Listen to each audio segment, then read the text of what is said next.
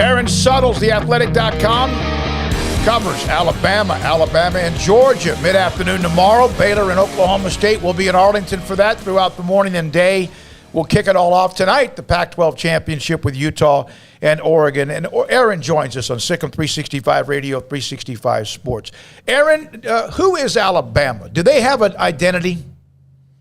No. Their identity is being wildly inconsistent from game to game, from quarter to quarter. It's just sort of the definition of what this team is. It's got a pretty good defense that's playing better as of late, but has been known to give up a lot of rushing yards, a lot of points. It's an offense that leads the SEC in scoring, but it only had 3 points in Auburn last week with a minute left to play. So it's just it's been hard to figure this team out.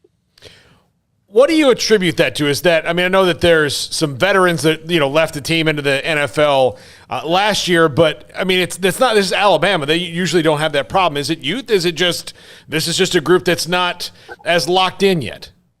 Yeah, I think it's a combination of a lot of stuff.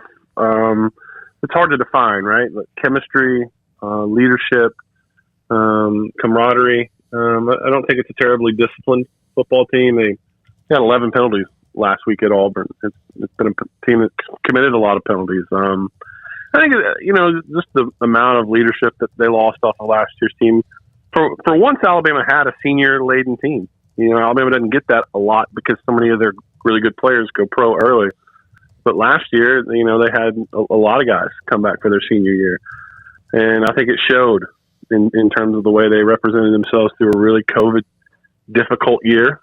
And they focused on keeping the main thing. And this year's team, there are a couple good leaders, but they just don't have that same sort of chemistry that last year's team did. And so I think immaturity is an issue with this year's team, and that's probably why we're seeing some of the issues we've seen.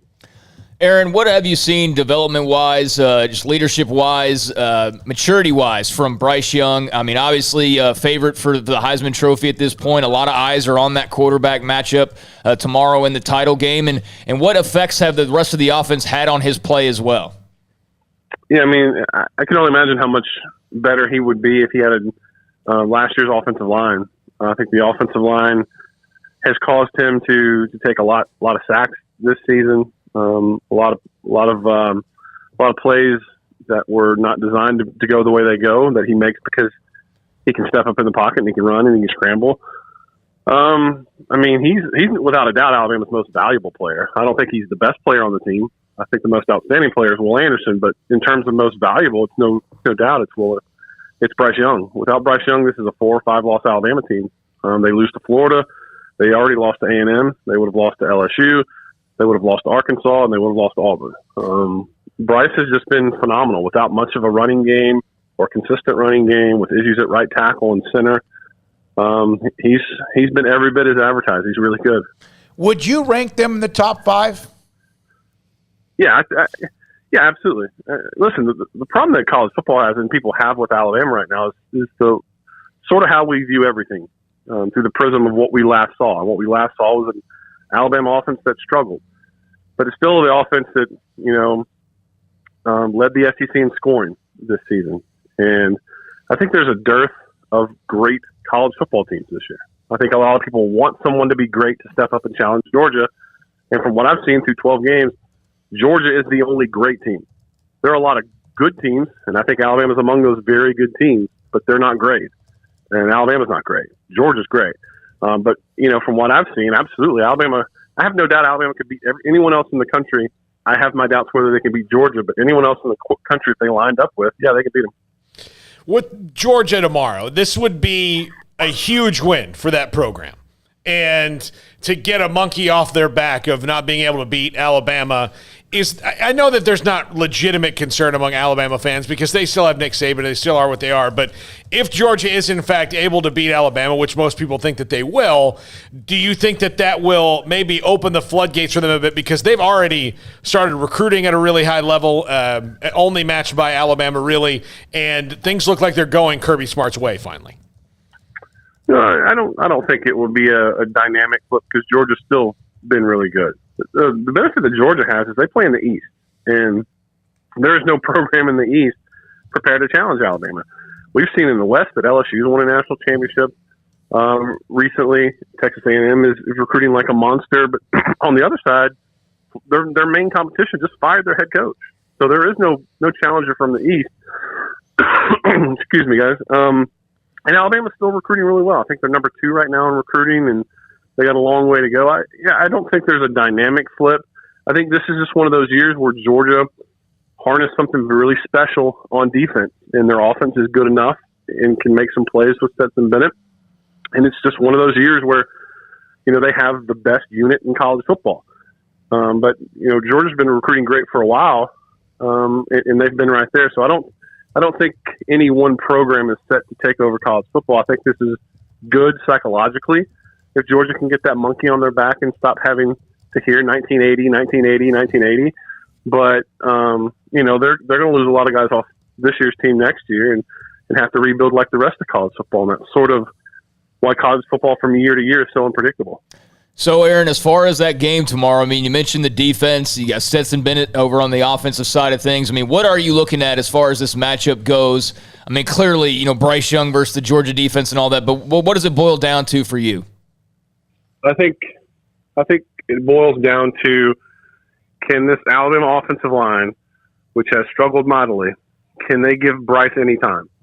Because Alabama's really only shot is they're going to have to score in the 20, I think. And their only shot to do that is they're going to have to make some down-the-field plays. Georgia hasn't really been challenged by any great offenses this year, if you look at who they've played. And, Georgia's had a lot to do with that because of how good their defense is. But if Alabama can give Bryce enough time and Jamison Williams can get down the field, and that can challenge this Georgia defense, I just have questions, can they protect that long? Because Auburn got home for 7 sacks last week, and Georgia's a heck of a lot better than Auburn. So I tend to think it's going to be a lot of quick hitting stuff, RPOs, maybe work the perimeter, and then sort of pick your spots and take some shots downfield. But every time that you do, you're risking, one of that Georgia front 7 and getting home and making an explosive play for the defense.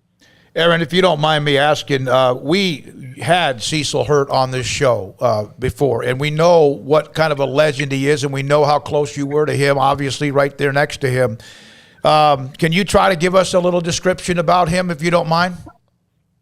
Yeah, Cecil was one of a kind, and I know that's sort of cliche to say, but, sports writers are very deprecating because we realize that, we're not the smartest of people as sort of a stereotype, but Cecil was among the smartest men I've ever met, had incredible humor, incredible wit.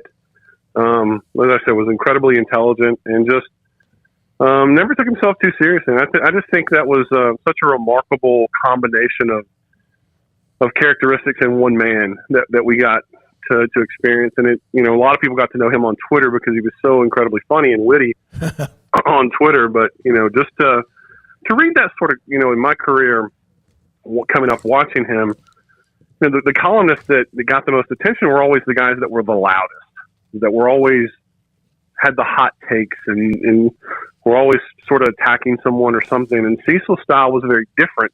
Not that he wouldn't, deliver a message when it needed to be delivered, but because he was so careful and so not soft-spoken, but, he wasn't one of these hot take guys. When he finally did unload on somebody in his way, it carried a lot more weight. And so that, I learned a lot from that. There was more than one way to skin a cat when you're trying to get an opinion across. Hey, by the way, you've also been battling a cold. You told me that last night. It sounds like you're getting a little bit better. We'll let you go so you can save the rest of your voice, man. We appreciate you so much, Aaron. All right, guys. Take care. Aaron Suttles, theathletic.com, who covers Alabama. Mike Griffith, Atlanta Journal-Constitution, Dog Nation on Georgia in 1 hour. When we come back, Grayson Grundhoefer on what this run for Baylor has meant to recruiting as they look ahead. Signing day around the corner, but also his thoughts about Baylor and Oklahoma State, too. Sikkim 365 Radio and 365 Sports. Waco